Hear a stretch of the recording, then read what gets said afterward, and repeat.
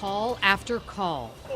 Overdose intoxication. It's another one down the street. A real look at the heroin epidemic on our streets. We can have on a busy day upwards of 12, 15 heroin overdoses.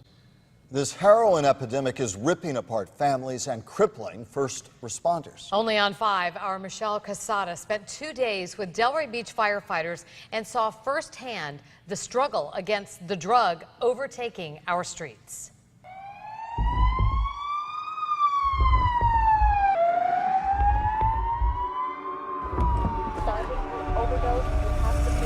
We can have on a busy day upwards of 12, 15 heroin overdoses.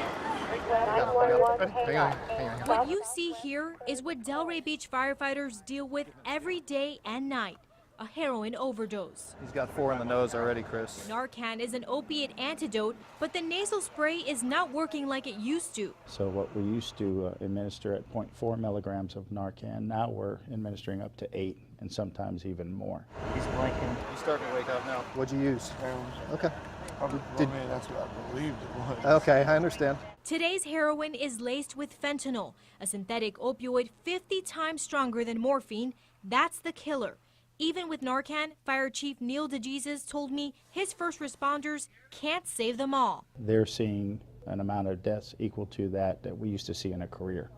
They are now seeing over a several-month span. And while first responders helped this patient, Overdose intoxication. It's another one down the street. Delray Beach firefighters believe what they're dealing with is not a problem. It's a crisis. Already this year, they've responded to more than 1,500 overdoses.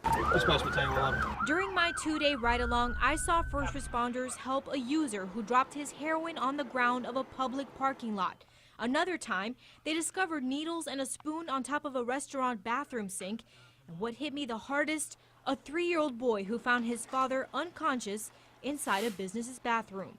He told the owner his daddy was sleeping. There's been occasions where they've responded back to that same patient for another overdose twice, and in one case 3 times in the same day. And that's incredibly frustrating. You're in the back of the ambulance now. Okay, you overdosed, okay? Is this the worst you've ever seen drug use in your career?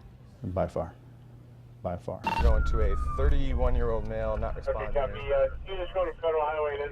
Firefighters in Delray Beach are now going through mandatory counseling. Signs and symptoms that I've seen in firefighters and just becoming calloused and hardened to here's another overdose and here's another person who's willingly and voluntarily trying to take their life for a high.